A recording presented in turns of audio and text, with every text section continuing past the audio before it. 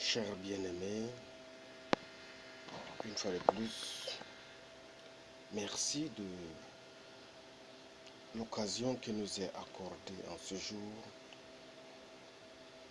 pour continuer notre entretien hebdomadaire devenu une causerie éducative familiale parce que, au regard de la conjoncture mondiale,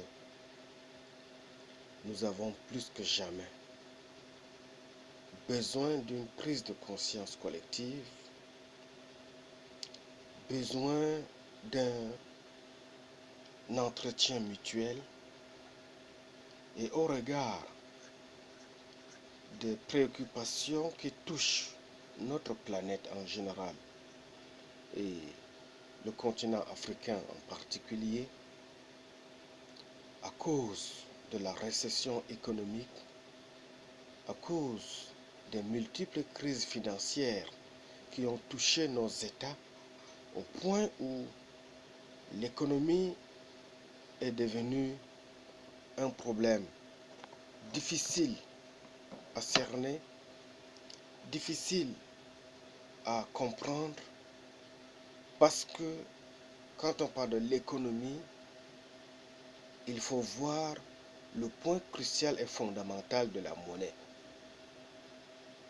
Nous sommes arrivés à une période critique que, avec le développement de la démographie, la monnaie ou bien l'économie semble essouffler au point où on ne parvient plus à résoudre nos besoins.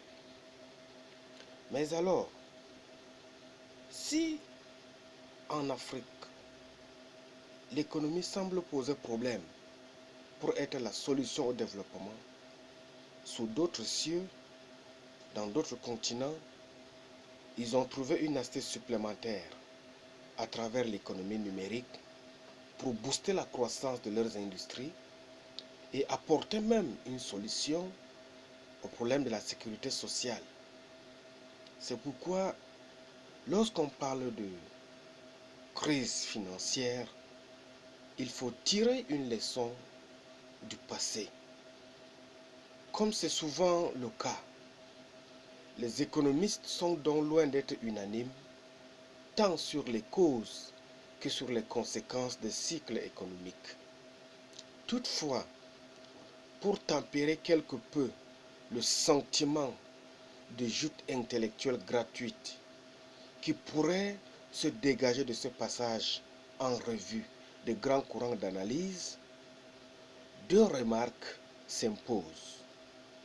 La première est que les effets des cycles peuvent être destructeurs.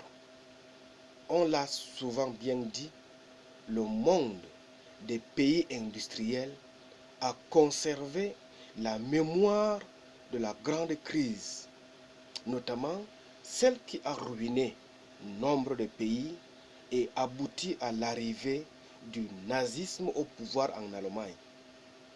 L'Argentine, au début des années 2000, a vécu un traumatisme analogue qui, même s'il était dû principalement à une mauvaise gestion de la monnaie argentine, ce pays laissera des traces durables dans le pays, ou bien sur l'ensemble du continent américain.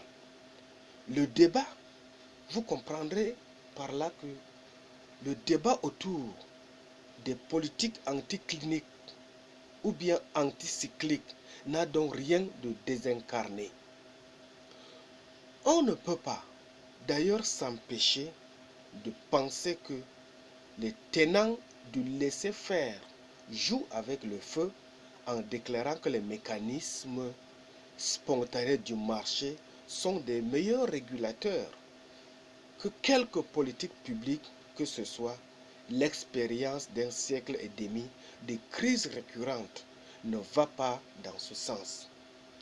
Si l'expérience des crises durant presque un siècle ne va pas dans ce sens, il va falloir trouver une autre source complémentaire un palliatif pour permettre aux humains que nous sommes de pouvoir penser un nouveau modèle de développement. Pour penser ce nouveau modèle de développement, il faut d'abord bien structurer le débat et le situer dans son contexte. Parce que le terme développement n'est employé dans son acception économique que depuis les années 1950. Mais l'idée est plus ancienne. Elle constitue le thème central de recherche sur la nature et les causes de la richesse des nations depuis 1776, qui marque le début de l'économie politique moderne. La révolution industrielle, qui s'étend à cette époque en Angleterre, pose deux questions. Celle d'une censure majeure dans le rythme de développement du monde occidental et celle des conséquences qu'elle a produites sur l'évolution économique et sociale du reste de l'humanité.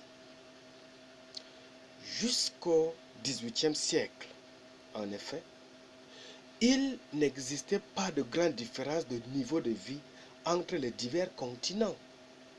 La révolution industrielle va donc créer des écarts considérables en matière de développement.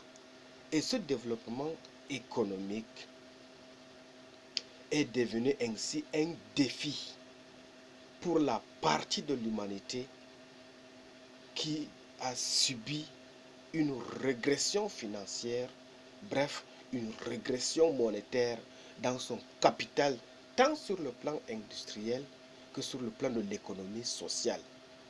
Et vous comprenez que, à travers cette divergence, cette politique